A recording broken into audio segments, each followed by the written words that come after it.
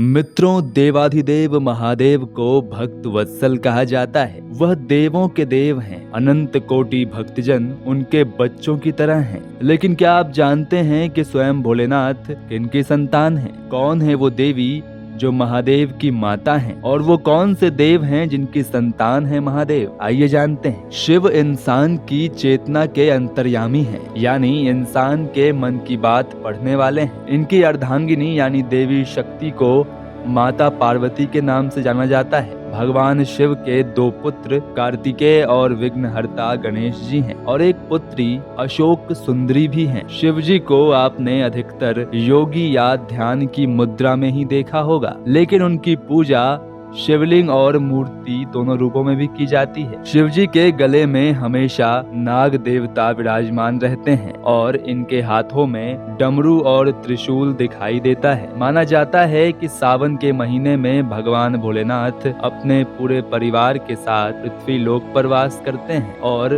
उनके परिवार में पत्नी, पुत्री और पुत्रों सहित उनके माता पिता भी हैं। जी हाँ, दरअसल शिव के जन्म और उनके माता पिता के संबंध में बहुत कम लोग ही जानते हैं, लेकिन शिव महापुराण में शिव जी के जन्म के बारे में विस्तार से बताया गया है तथा यह भी बताया गया है कि भोलेनाथ के माता पिता कौन हैं। श्रीमद् देवी महापुराण के अनुसार एक बार नारद जी ने अपने पिता ब्रह्मा जी से पूछा कि इस सृष्टि का निर्माण किसने किया है और भगवान विष्णु, भगवान शिव और आपके पिता कौन हैं? नारद जी के सवालों का जवाब देते हुए ब्रह्मा जी ने त्रिदेवों के जन्म और उनके माता पिता के बारे में बताया। ब्रह्मा जी बोले कि देवी दुर्गा और शिव स्वरूप ब्रह्मा के योग से ब्रह्मा, विष्णु और महेश की उत्पत्ति हुई है, यानी प्रकृति स्वरूप देवी दुर्गा ही हम तीनों की माता है और ब्रह्मा यानी काल सदाशिव हमारे पिता हैं। शिव जी के माता पिता के बारे में एक और उल्लेख मिलता है।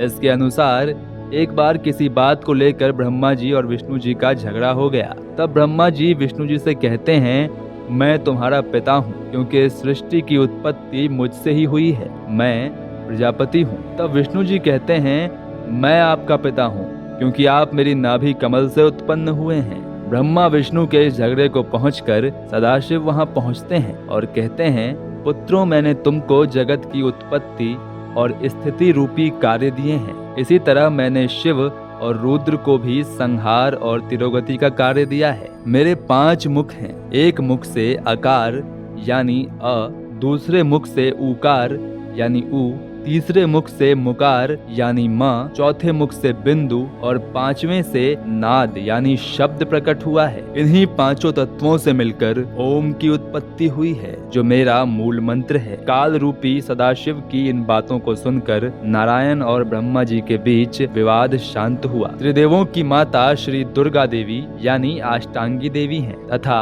पिता सदाशिव अर्थात काल ब्रह्म है। इसलिए माना जाता है कि सदाशिव ही आरंभ हैं और वही अंत हैं। कैसी लगी आपको यह जानकारी? हमें कमेंट में अवश्य बताएं। धन्यवाद।